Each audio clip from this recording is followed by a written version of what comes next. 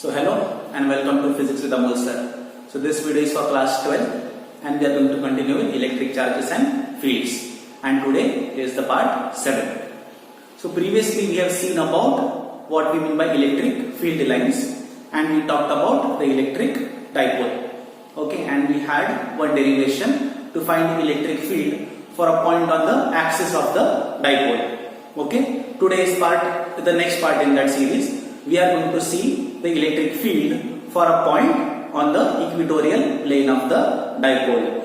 Now please ensure that all the previous videos have been seen by you. Okay, otherwise if you are watching in the middle it will not make sense. Okay, so let us begin. So this is where we were the last time. For a point on the axis of the dipole, we found that electric field is given by 1 by 4 pi epsilon naught 4aq upon r cube in the direction of p cap. Okay, this is what we had derived in the previous lecture. Now let us move. Now there is one more change we want to do in this equation. We will derive one new quantity. That quantity is the vector p. This is called as dipole moment vector. Okay, so p, vector p is the dipole moment vector. This is given by 2aq p cap. Okay, remember dipole moment vector p is given by 2aq p cap. 2aq is the magnitude of dipole moment vector and the direction is p cap, and I think you remember direction goes from minus q to plus q. This we have discussed in the previous class already. So if I substitute this equation in our relation for electric field, we will get electric field is equal to, if I substitute here, it will become 2 vector p upon 4 pi epsilon naught r cube. This gives electric field for a point on the axis of the dipole. Remember, this is also an important equation. Now moving on. Next we want to derive the electric field on a point on the equatorial plane of the dipole. What we mean by equatorial plane? A plane which is passing from the center of the dipole and perpendicular to the axis of the dipole. Once again, equatorial plane means a plane which is passing from the center of the dipole, which we have named as O, and which is perpendicular to the axis of dipole. So this dotted line here, this shows the equatorial plane. So there is a point P on this equatorial plane. Point P is at a distance r from the center of the dipole. Remember, okay? So P is at a distance r from center of the dipole, and now our task is to find out electric field at the point P due to our dipole. Okay, till here it is clear. Let us see how. So first, to find out electric field at P, we have to see the charges. So there are two charges, plus q and minus q. What is the distance of P from plus q? For that we have to use the Pythagoras theorem.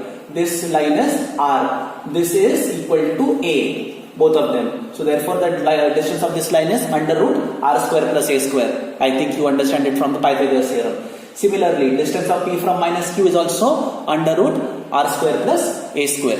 Okay. Therefore, electric field at P due to the plus q charge, we will call it as E plus.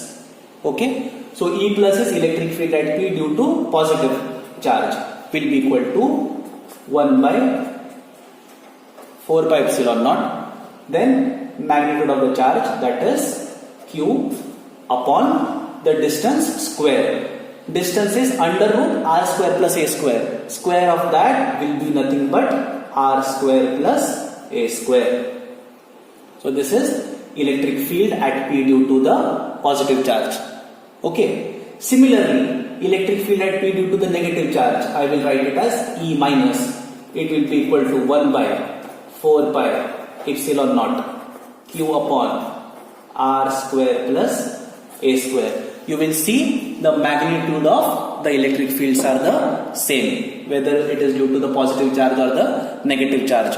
What is different? What is different is their directions. Okay. So the electric field due to positive charge, the direction is like this. This is E plus. Okay, because it is moving away from the positive charge. I think you remember this very well now. For the negative charge, the direction is downwards like this, E minus. Okay, so these are the electric fields at point P. Now we want to find out what is the total electric field. We have to use our knowledge of vectors. So here we have E plus. E plus you can resolve into two components. One is along this equatorial plane and one is along the axis, correct? This angle I am going to take as theta. Okay.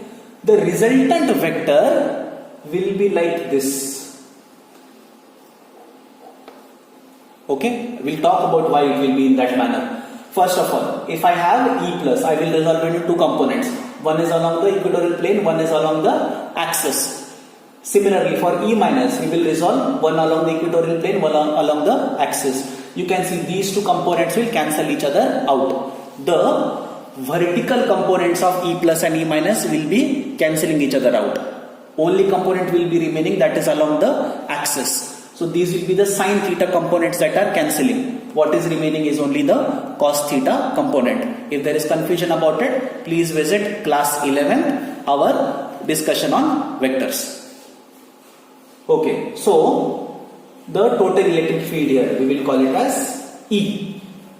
Okay, the direction will be given by, first I will write the magnitude. How much is the magnitude? Magnitude is E plus cos theta plus E minus cos theta. This is magnitude, and you can see the direction is opposite to the direction of the dipole moment vector. So therefore we will put a minus sign and here we will write it as P cap.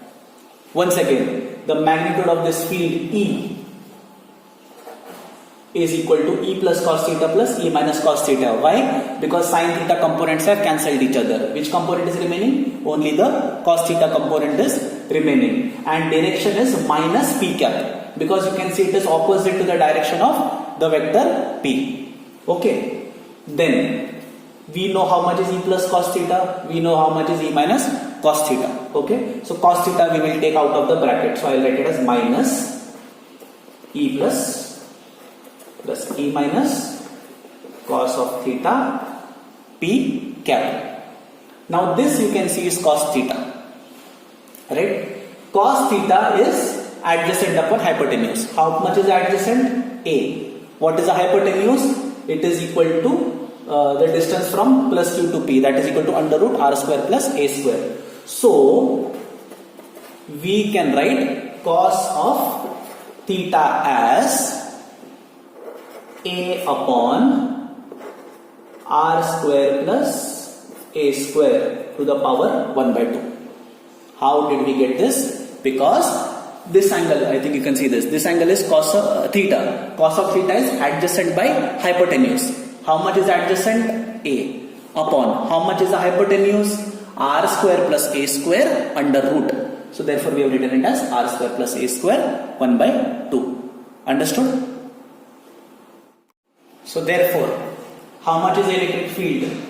E is equal to minus E plus plus E minus. We know their magnitudes. It is equal to 1 by 4 pi epsilon 0 Q upon R square plus A square. We add them up. We will get 1 by 4 pi epsilon 0 2Q upon R square plus A square multiplied by cos of theta. What is cos of theta? Cos of theta is A upon R square plus A square to the power 3 by 2. This is the direction of P cap. Now, therefore, if we multiply them, now we will get it as minus 2AQ upon 4 by epsilon naught R square plus A square to the power 3 by 2.